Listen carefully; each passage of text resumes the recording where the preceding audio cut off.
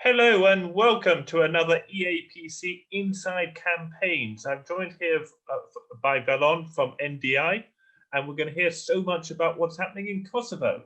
So, without further ado, Valon, please introduce yourself. Tell us about what you have been doing. Hello, Thomas. I'm Valon Kurhasani. I've been working for NDI for 15 years now in Kosovo. I'm a deputy country director. Thank you very much for inviting me in this discussion about politics in Kosovo. Always entertaining and interesting. Excellent. Well, tell us about what is the National Democratic Institute. What does it do? Yes, NDI, just in brief overview, works in 5 continents with political parties, governments, parliaments, civic groups. So basically, the aim is to establish and strengthen democratic institutions and practices. So we use multinational approach that reinforces the message that while there is no single democratic model, certain core principles are shared by all democracies. And that philosophy have been applied since 1883 when NDI was established. So we began supporting democracy in Kosovo in the immediate aftermath of its liberation in 1999. Helping Kosovars carry out citizen-based election monitoring and assisting with creation of national legislator, which was very important back then. Establishment of political party system and building a foundation of civic activism that has opened the doors to public engagement and with government in this case.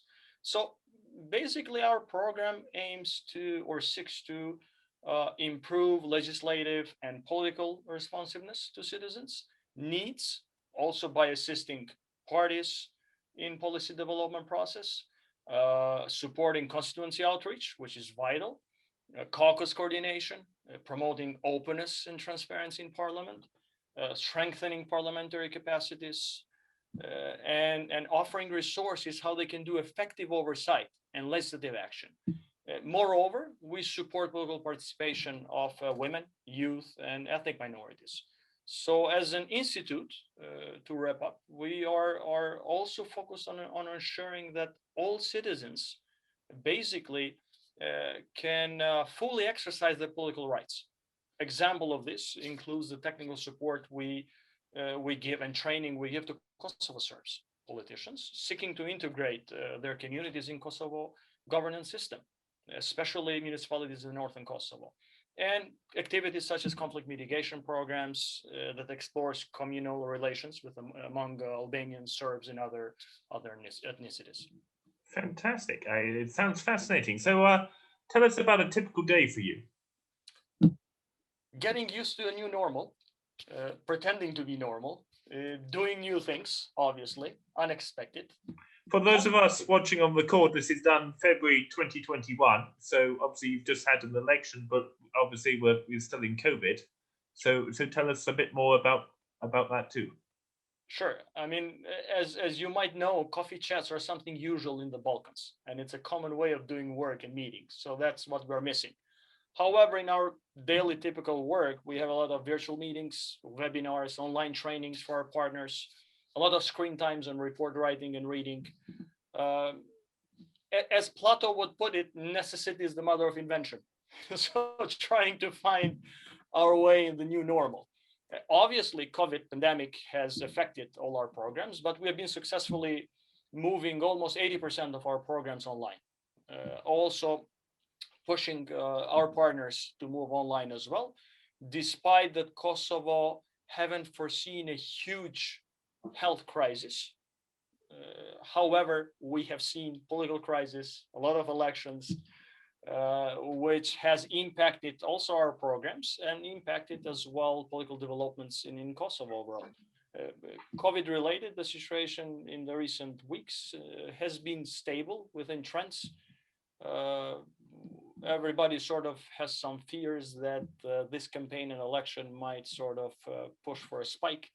It's yet to be seen. We are in that cycle. We will see the next 2 weeks. You know, every 2 weeks we are saying next 2 weeks, next 2 weeks. So this is where we are right now. So there's just been elections in Kosovo. What were you monitoring and what did you see? I'll give you an overview how we came to here in just 2 minutes, and then we can jump in the process a bit. Now, basically, help in the midst of the pandemic and the continuing efforts to normalize relations with Serbia and the integration with the EU. So Kosovars went into the polls, and that was the 5th parliamentary election since 13 years of independence, and second such elections in the past 2 years. So the last elections were October 2019. From these results, the parties will select the assembly of 102 seats, basically. So they will select also or elect the president and the prime minister. So these snap elections were triggered by a December 2020 constitutional court decision, which nullified the coalition government of LDK.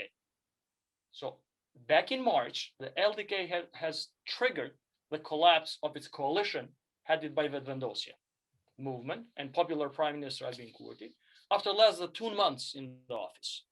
That move sort of created a resentment among the population, which helped fuel the high turnout for Vetëvendosje in this election. So what we saw in February 14th, vote was clear call for change. Despite the pandemic, election turnout was high. It was 40%, 47% in terms of number, even higher because our voter list is not cleaned. So the percentage always will show under 50, with the record voters coming from diaspora. So basically, while talking to people and research, Kosovars have voted for an end to corruption, an economic reform agenda, a new generation of leaders, and a demand for progress. Vetëvendosje leader Kurti and his movement basically scored an impressive victory, and allied with acting president Vjosa Osmani, is poised to form the new government without potential need for coalition, and that's going to be for the first time. So they almost got 50%, and still votes are counting from diaspora. So they might achieve the magic number of 61 votes that needed to form a government in our parliament out of 120 seats. So the new government basically has the mandate to tackle corruption, public service hiring practices, potentially reduce unemployment, and focus on policies and legislations that are relevant for the citizens. So if the new government basically can maneuver these challenges, this election might signal the most significant political change since 1999 war. However, Kurti will face immediate challenges in navigating Kosovo, first through pandemic, and meeting high public expectation to curb corruption and build the economy, which is devastated. And these are issues on which he ran and will be expected to deliver. And there is another sensitive topic, and that's dialogue with Serbia to normalize bilateral relations that will also be at the forefront, and we can discuss later on. No, it's going to be interesting. The coalition structure of previous governments, many people have found particularly fascinating to watch, and many countries, when we interview people, will talk about the strengths of a coalition government, and other people will talk about the strengths of not having a coalition government. It's a journey through any country's history is to work out the phases that it has political coalitions or not. So what is the election process and how did it go? Obviously, not all of us are familiar with the staged voting system you have in Kosovo. So tell us about it. Sure, I'll be a bit, bear with me a couple of minutes on trying to explain a couple of things on this. First, very helpful for us. And political change and impact did happen. I'm going to talk and walk you through a bit some inclusiveness of minorities and gender. And we also monitor the disinformation efforts or information integrity in Kosovo during this election. So there are some interesting findings. But let me put it out there straightforward that how we and others and domestic observers and every organization have considered this election. So in general, electoral process was conducted within the framework of legal definitions of international standards. So the citizens of Kosovo has demonstrated a high democratic culture by massively voting first, despite the bad weather and the pandemic situation. Second, by accepting and respecting the civic will immediately after the publication of results. So all competing political entities have contributed to the advancement of these democratic values, basically, and gave credibility of the citizens in them. So preliminary results indicate the formation of a solid parliamentary majority, hopefully, which could contribute to the proper functioning of parliamentary and institutional life in Kosovo. So in general, things were quite well procedurally and management-wise. So what did it happen in terms of change and impact? What was that outcome, and why did it happen? Almost every instance of public opinion research we have undertaken in the last 5 or 6 years shows that citizens are decidedly angry, that their political system is more consumed with self-interest than the public interest, particularly during the time of the COVID global pandemic. People know exactly what they like and dislike, and they have examples of both. When we talk to citizens in our focus groups, for example, they describe qualities of the kind of leadership they want and can point to specific actors and examples. So Kosovo attitudes are decidedly negative about politics, and that's important to emphasize. But an angry determination is sort of setting in. Especially the Kosovo Albanians are unhappy with their politicians. While the government should have been, they're saying, while the government should have been managing a pandemic, politicians engaged in unseating the government of Kurti back in March and serving their own ends and not the public interest. So that has been the overwhelming narrative that people were saying.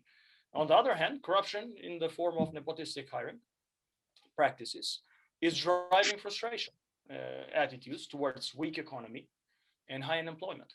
While corruption itself is no longer among the 3 or 4 top-minded issues, according to the research, employment and economy are. So the vote represents a desire for a fundamental change. There's also some shifts in terms of attitudes towards patriotism. You know that in every post-war, you have the war sort of veterans and leaders. And right now, what people are looking is an honest and principled public service. Is key to how people understand patriotism these days. In the past, political actors who are veterans of the war since 1999 were forgiven certain shortcomings because of their considered patriotic services back in time. But people feel differently now about what patriotism means today. So it's about public service and integrity. And I think this is another attitude that we should factor in when analyzing the outcome of this election. So what after this election? After this election, the political leaders have an opportunity basically to more effectively address public services hiring practices, which is key. Tackle unemployment and focus on policies and legislation that are relevant for citizens, that are important for their needs and daily concerns. They also do have opportunity to perform better in handling the pandemic. That would mean communicate rationale behind specific pandemic mitigation measures, which most of the times were not understood very well, and ensure that they are rational. While the pandemic is affecting the general mood, pretty much, it is not the major drive of current attitude. Perceived self-interest politics and the state of the economy remain the major drivers of public attitudes. So COVID during all this time was second. Political tension and crisis was first for all of us living in Kosovo. And what we can expect in terms of government formation and post-election. While Vetvendosi appears poised to reach a majority of seats and form a government, delay is likely. If winning party doesn't obtain a majority, 61 votes, the next government will be another coalition. Less likely to happen, but it might for 1-2 votes. Electoral result certification is likely to be challenged as well in the courts, especially the candidate counting, preferential ballot, and further delaying and extending the government formation. So if Vetvendosi doesn't obtain a majority, the next government will be another coalition, likely also taking time to form and negotiate. Another element in the government formation is the post of the president, elected by 2/3 of MPs, we have 3 rounds based on our constitution. 2/3 of MPs should form a quorum, should stay in the plenary in all 3 rounds. In the first 2 rounds, 2/3 of MPs should vote to elect the president. If unsuccessful, then you can elect in the 3rd round with 60 plus 1 vote, with 50% plus 1, which means 61 votes. But still, you have to have a quorum of 2/3. So this is quite tricky. So it's quite possible that the parliament will elect the president prior to the formation of the government. More likely, however, is that the new assembly will first elect a new speaker who will become an acting president. And the deadline is only until May, 5th of May. If that doesn't happen, if we don't have a president until 5th of May, we enter into a constitutional crisis, and that will require a constitutional interpretation. If we initiate the election of the president before that date, and we consume all 3 rounds and are unsuccessful, we go into another early elections in 60 days. So there are several scenarios that might be played out there, and less likely to happen, but you never know in our political context. So we might end up having another round of elections. And another topic of interest that it's post-election and it's going to affect the outcome is the dialogue.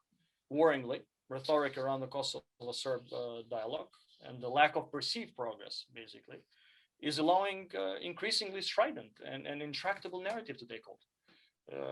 Failed promises of visa liberalization by EU and bureaucratic reforms have hardened attitudes and made compromise unlikely among Kosovars.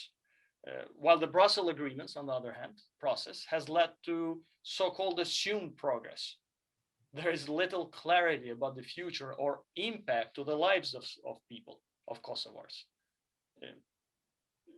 In short, Kosovo Albanians are increasingly strident about the conditionality of engagement with Serbia on issues such as the need to locate and return the missing, acknowledge Serbia's role in the war, pay reparations, and recognize Kosovo status. So this is in a nutshell in terms of political impact and change in some of the attitudes. Now we can talk a bit what we have seen during election in terms of minorities inclusiveness and representation, gender, and disinformation. On election process and minority participation, one interesting and evolving development involves allegations that Serbian list politicians in Kosovo interfered in the election of the non-Serbian communities in order to garner allies in the assembly beyond the Serb quota. So 10 seats in the Kosovo assembly are reserved or guaranteed for Serbs, and another 10 are for other minorities or communities, including Ashkali, Bosniaks, Egyptians, Gorani, Roma, and Turks. Most of these non-Serbian community leaders and nearly 50 NGOs argued that the Bosniak and Roma parties created just a couple of days before the election received votes from the Serbian community and not from their respective communities, enabling them to garner seats in the parliament. So preliminary CEC, Central Election Committee data release shows a significant increase in turnout of these 2 communities in this last election of Roma and Bosniaks compared to the previous election cycles, as well as majority of votes coming from Kosovo Serbian populated municipalities. So the newly formed Bosniak Party, United Community from North Mitrovica, appears to have received almost more than 80% of votes from Serbian municipalities. And there is no such large number of Bosniaks living in those municipalities. Or the Roma Initiative received more than 60% of votes from those municipalities, while there is no much of a Roma presence in those municipalities. So these 2 parties will garner seats in the assembly, and it seems like Serbian list, which is of course directed by Belgrade, wants to create a broader allies within communities in this case. How do you think they've achieved that cross-cultural reach out? In principle, multi-ethnic voting is not wrong. It's good. The issue is if this actions are proven true, it can seriously damage the election process and the intent of a constitutional mechanism of non-majority communities protection. So basically, some of the minority parties have already filed complaints with electoral bodies. So why Serbian lists were able to do it? Because over years, they have created a monopoly. Is a lack of pluralism within Serbian communities. Only one party supported by Belgrade. So they will have, if I can put it like that, they will have the luxury to share the votes to others because their voter base is going nowhere. It's only one party, and they have guaranteed seats of 10 seats in the parliament, no matter how many votes they gain. So they don't have to run for those seats. Yeah. The concept of protected seats in that way, it's fascinating, and it occurs in some cultures and not others. Could you just tell us, because many people will live and work in countries where you don't have the protected seat. So can we just talk about the pros and cons of that a bit?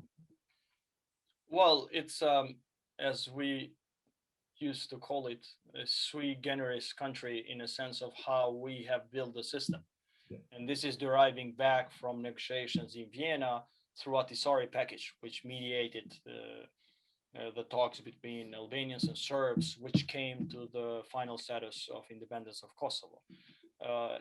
It was considered that since demographically minorities compose 5 to 7% of population, it's going to be very hard and difficult for them to be represented and have their voice into the political system. On the other hand, it was a condition for Albanians to ensure that there is a proper representation of minorities into the constitution, into the political system, into the government and parliament.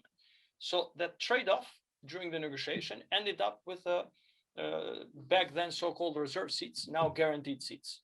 Out of 120 seats in the parliament, the minorities will get 20 seats, split it as explained above. And everybody else can run for 100 seats. So in this case, if Vetvendosia will get 51%, they cannot get 51% of the parliament. So it's a formula that it's played out there. And the cons are that it creates a disbalance and inequality among MPs. A minority MP can get in the parliament with 200, 500 votes versus a mainstream Albanian party that minimum needs 5,000 up to 10 or 15,000. So that's the first element that it shows in there. Second, there is a constitutional provisions of double majorities. In order to change any constitution or to change the constitution or any sensitive law that affects the minorities, you need double majority, 2/3. 2/3 of the entire parliament and 2/3 of minorities to change anything within the system. So that makes a lot of blockages and impasses in the system. So it has pros and cons. What we are discussing here is that since it was the spirit of constitution to enable representation, this was not supposed to be misused and to create so-called allies or satellite parties on behalf of one or another community in this case. If I may, Thomas, I would also be interested to briefly give an overview on gender inclusiveness. Yes, that'd be fascinating. So what's participation like, and how is it measured, and is it improving? Actually, the elections, as discussed, brought the change in Kosovo. And this change can be attributed to women and youth voters, basically. Exit polls indicate that the majority of votes for Vetvendosia, more than 60%, are women and youth, 18 to 24 years old. So this means one thing: going forward, no successful party will be able to neglect these two important groups, which were pretty much neglected over time. So, however, once more during the election, women were underrepresented in the candidate list, with the majority of parties meeting the 30% quota, or every third person in the list should be of the other gender. And some parties have slightly surpassed that. So this failure to significantly exceed the legal quota on candidate list indicates that the presence of gender bias in the party's candidate selection process is still there. However, the women and youth have made the change, electorally speaking. that persisted despite a constant and concerted CSO campaign to push parties to field 50% participation of women, and that much the law on gender equality requires, rather than current electoral quota, which regulates every third person to be on the list. There was also a poor articulation in party platforms and little action on the situation of women and girls in Kosovo. The parties continue focus on superficial issues and not on plans and actions of prevention of issues that are of concern for these target groups. However, we can see some progress made in the role of women in party leadership. We have the current acting president, Yosa Osmani, who led the list and played a huge role allying with Kurti, with Vendil's winning party. We have a couple of women leaders from minority parties, Duda Balje, Midere JP, and Adriana Hodzic, all in leadership positions. So we have seen more women leaders of parties during this election. So some progress has been made in giving a greater voice to women, but no progress has been made for people, let's say, with disabilities or LGBT community, for that matter, as has been the case for the last minimum 13 years. The infrastructure to enable people with special needs to vote continues to be lacking. Half of polling centers didn't have the infrastructure to allow access, according to domestic observation mission, and that's big. Although the rights of people with disabilities were not addressed in the political platforms, we have seen individual candidates here and there addressing that matter. In addition, the rights of LGBTQI+ community are absent in the political party platforms and programs, and including public presentations of their respective prime ministers or MP candidates. None of the TV debates discuss political party programs regarding LGBT community. A reflection of the institutional neglect toward this community, it's continuing basically. So overall, political parties once more in these elections have shown that they are not ready to combat the patriarchal social norms and the systematic sort of gender discrimination in the country. So they're still there. In terms of representation, there is some progress. In terms of meaningful participation, there's still a lot to be done. In comparison to the previous election, this year has marked a slight improvement in the area where women candidates were represented in the media. While only on very limited occasions, women candidates in the TV took part in discussion beyond stereotypical so-called women's issues. So instead, they discussed economic policy, rule of law, education, infrastructure, substantive issues. So with that progress, we have seen also a lot of TVs in terms of representation of analysts and candidates in the studios. So during the primetime shows, that remained very low. Only around 20% of those candidates or analysts, political analysts, were present and were women in the TV debates. So this is to put in perspective an overview of gender inclusiveness during this election. We think gender inclusiveness is incredibly important, and what we always advocate to all consultants and things like that is it not just at the MP level, but at the very grassroots level, the schools, hospitals, and other civic institutions that exist in society. You know, it's very hard to throw someone in to be a member of parliament right at the beginning, but it's about opening up every pathway to people of all minorities and all opportunities to have that success.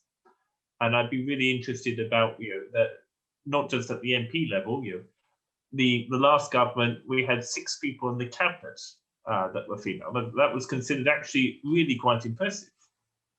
How are the long-term hopes for democracy in schools and about female participation at that level? You're right in one thing and I was mentioning that political representation might stand well.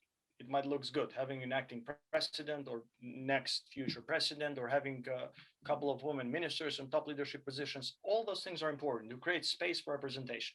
But more important is to create space for policy making, for decision making. And this is where we are lacking progress. If we move into a municipal level, at the local level, you will see that the gender representation it's quite low. But civic activism, which I think civil society is quite vibrant and quite good in Kosovo, and that mainly due to the support and help of international community, has managed to keep gender on the agenda, keep them accountable, and work on grassroots initiatives to enable and ensure that space for women and youth in decision making, so they can participate politically, while parties are lagging behind on this. Parties usually what they do is tap women on the shoulder just a couple of weeks before the election to fill the list. So they don't do a meaningful work in advance to recruit and retain women activists as part of their parties. Why not running as candidate as well, beyond fulfilling the quota? They do not work with women and youth on ensuring capacity building and training, so they can become real representatives and leaders in the future. In addition, they do not ensure access to networks and finances, which is key and critical for women and youth to thrive, at least politically, and participate politically. Usually man has those networks and business opportunities and access to finances. Just as a figure out there, only 12% of women population in Kosovo participate in the market, are employed. So it's a huge gap between almost 60-70% of men engaged in the market. So this is a discrepancy that is reflected in other areas as well. Fantastic. And then another issue that's near and dear to my heart is about election integrity, data flows, information, and things like that.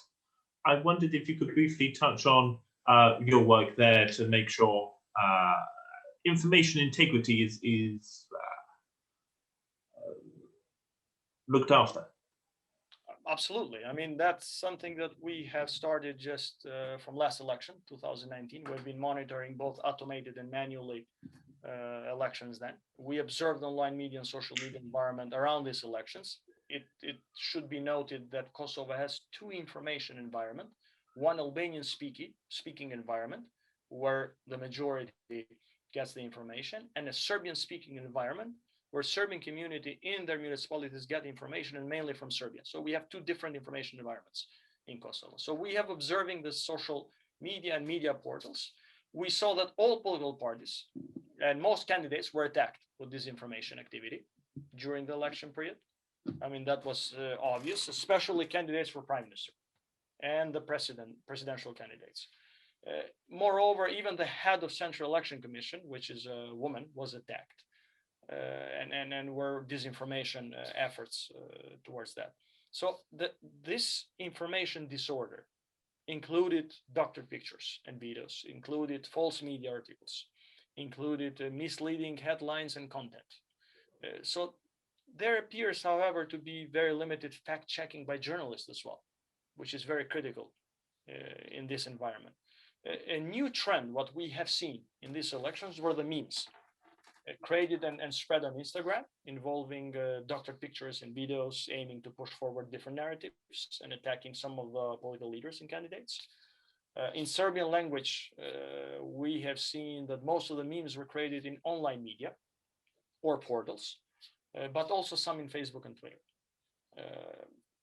The candidates for high office were the targets of these disinformation campaigns, and women were a subject to sexist attacks. So we have observed this information by the Russian-controlled Sputnik and the Serbian media against the past and the political goals of Vetvendosi candidate for prime minister, Mr. Kurti.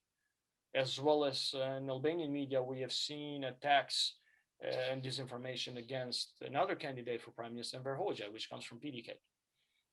Especially the Vetvendosi candidate for president, Vjosa Osmani, was subject to disinformation about her family's ties to Serbia, her expensive home, as well as biased and sexist language. So all this has been a lot of attacks towards her. In addition, the chairwoman of the CEC was attacked as biased and corrupt over the CEC decision to not certify some candidates in accordance with the Constitutional Court's verdict, which bearing candidates with sort of recent criminal convictions. So it was under huge attack and disinformation prior to election. On the other hand, both men and women candidates and leaders were verbally attacked for their political positions. Women were also harshly criticized for their personal life choices and their appearances. And that's something that we continuously see. And Serbian narratives as well showed how mainstream online media in Serbia was very active in creating and spreading false narratives on social media. Many were biased in favor of supporting the only Serbian party, Serbian list, and describe different challenging scenarios that would unfold if they don't do so. So we are building a fertile ground through domestic disinformation efforts for any external influence that can come from all angles, basically. So we are feeding that appetite. That's happening for a couple of reasons. The political stakes are high. Political parties are producing disinformation. Lack of capacity and money flow, media, business, and politics, and interest there on producing disinformation. Not qualitative journalism in country, and lack of certain regulations that might fix some of the issues. Is it being created party authorized, party not authorized, individuals? In most of the cases, it's not authorized by parties, but there are individuals, some high ranking, some low ranking, and are done backstage with phantom portals or companies that sort of play around with disinformation efforts. And they use very well the social media tools, which of course are completely unregulated, and there is no filter sort of that can edit that language that is going on. But it is incentivized by parties for sure, and politics overall. Excellent. Well, thank you very much. I found that absolutely fascinating. I wondered if you just give me your sort of final thoughts and conclusion. Should we be optimistic about Kosovo in the next 6 months? Well, as we say, democracy cannot be guaranteed. This is how we use with NDI. However, we cannot control what's happening, obviously, as society, as citizens. But we can challenge ourselves to control the way how we want to respond to what's happening, being the pandemic or politics or whatever. February's elections were a resounding call for bolder reform and stronger action to fight corruption, build an inclusive society, provide economic development, build institutions responsive to the people's need, and make democracy work for all in people of Kosovo. So this dramatic political moment offers a challenge to the next government to seize the opportunity for fundamental political and economic reform.